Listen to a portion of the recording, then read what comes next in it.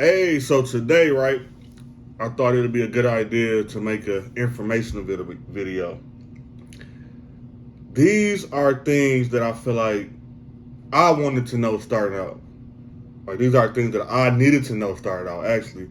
And first and foremost, calm down. Woosah. I know for a fact if you've been thinking about Turo, you've been watching a million trillion videos on how to do this, what do I need.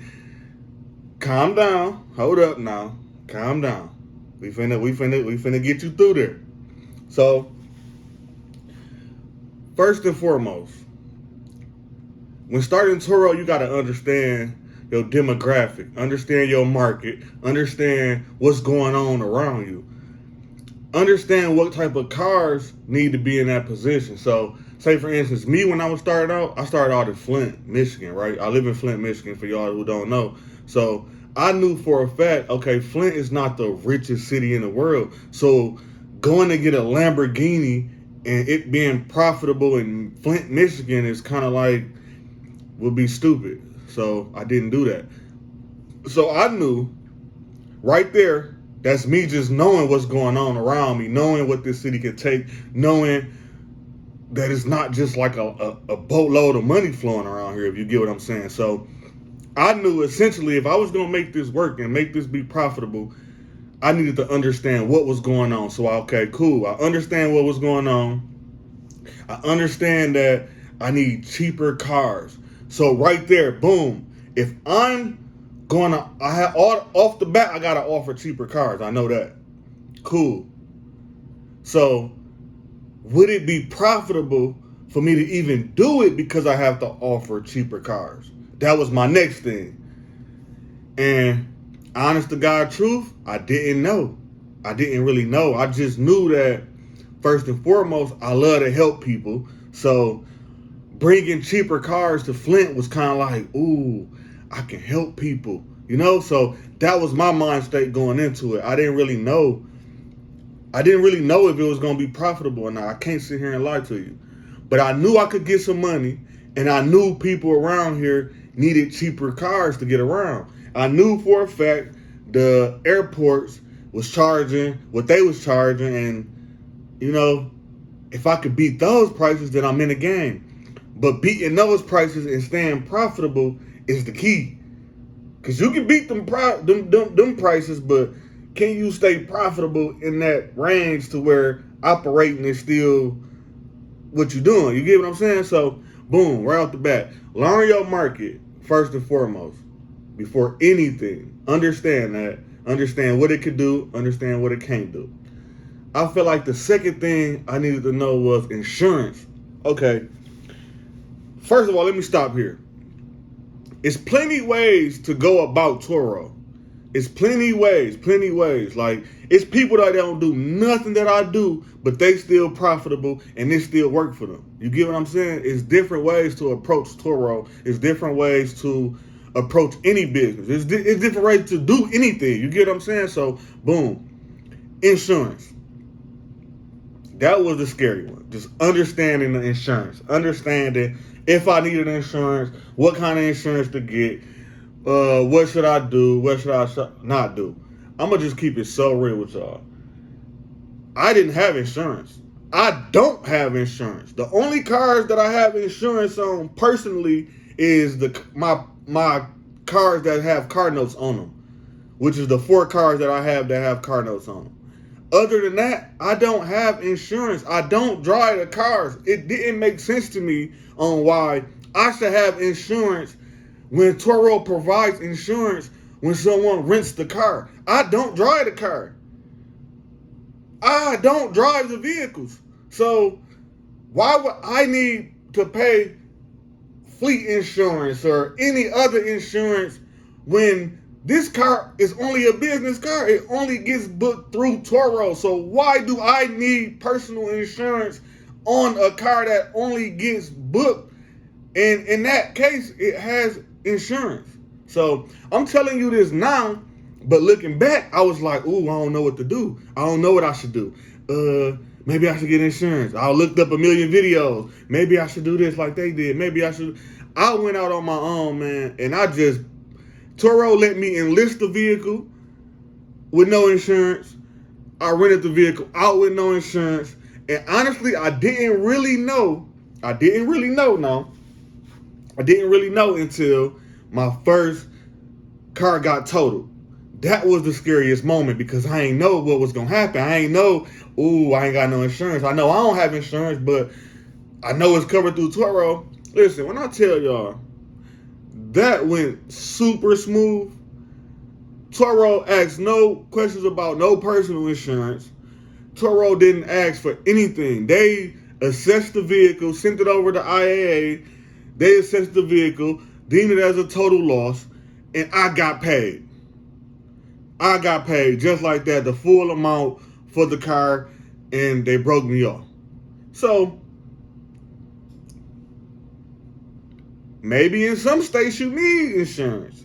Maybe in some cities I don't know. I'm telling you me. I'm telling you what happened with me, man. I don't have personal insurance on none of my vehicles other than the 4 that got car notes. And the only reason I got insurance on them is because the loan requires me to have insurance on them. If I could take the insurance off of them right now, I would. I promise to God I would. So yeah, you got that? We got insurance.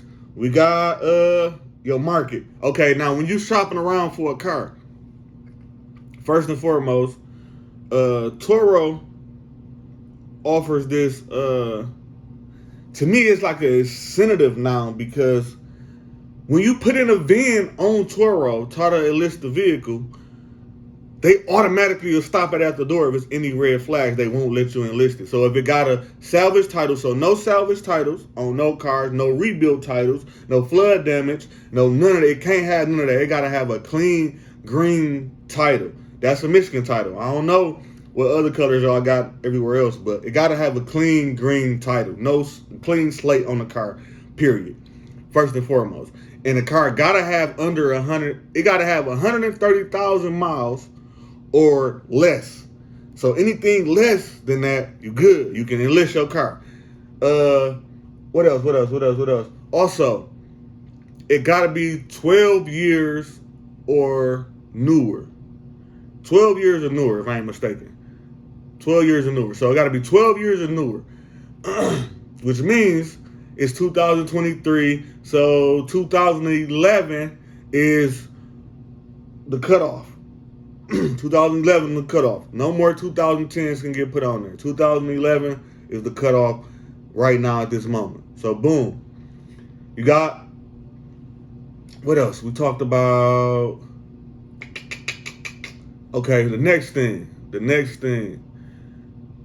So that's to enlist the car on Turo. You need 130,000 miles or less. You need a clean green title. You need, the car got to be 12 years or newer. And that's it. That's all you need to enlist your car on Turo. That's it. If you can get a car that fits that criteria, you popping. You good. You almost there. So boom. From that point, when you get the car, now you need the supplies. You need the supplies to clean the car. I'm gonna keep it real with y'all. I didn't have a garage when I started. I didn't have no type of shelter, anything when I started. I had one vacuum from Home Depot that cost me, I think, $100. I had towels. I had the disinfecting liquid stuff that I would need, and that's it. That's all I had. And on top of that, what y'all don't know is I was parking all of my vehicles at the local speedway. Yeah. It was about a 5-minute walk from my house to the local speedway. So what I used to do is my drop off and pickup point was Speedway. I got in real good with Speedway. Used to bring them lunch, like just make sure everything, our relationship was good. Our relationship was great, actually. So the manager let me, Matt, shout out to Matt up there at Speedway. He he let me park cars all in the back. So I had the back of Speedway, sometimes the side of Speedway. I just had to do what I had to do. So you do not need no facility as soon as you jump and get the rolling. You do not need that. You do not need that. You need to grind and take it step by step. Take it step by step. So don't get scared and think I just need a facility. I need this. If you got a garage, of course, that's a plus. But if you don't, you can still make it happen without it. I actually had to get a garage built for my next, I'm gonna show y'all. But yeah, you don't need that. You just need a vacuum to clean out the car. You just need towels to wipe out the cars. You just need the disinfectant stuff. That's all I started out with. And from there, I just grew and realized what I needed and what I didn't need. So from there, of course, I had to get the smoke machine. I didn't know that until, of course, the car came back smoked. Then I bought the smoke machine. But that's just all things that you need. Like, just start it out, man. You gonna figure it out. Like, it's just like anything. What you focus on, grow, you know? So in the meantime, you just got to go through the motions and you just going to figure it out. So, yeah, that's a couple things y'all need to know when starting Turo, man. You need to know your market. You need to be able to get that car that fit that criteria. You need to know insurance. Figure out insurance. Now, when I speak on for what I did and my experience and what worked for me. This may not work for you. You may be in a state where every car requires insurance and this and that.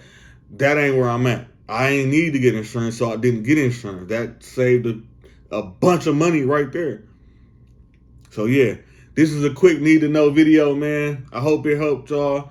I'm gonna make more of these informational videos as I go along. Look at me, I'm Turo'd out. The informational vehicles, I'm Turo'd out over here. Rental car, everything. You know what I mean? So yeah, I appreciate y'all.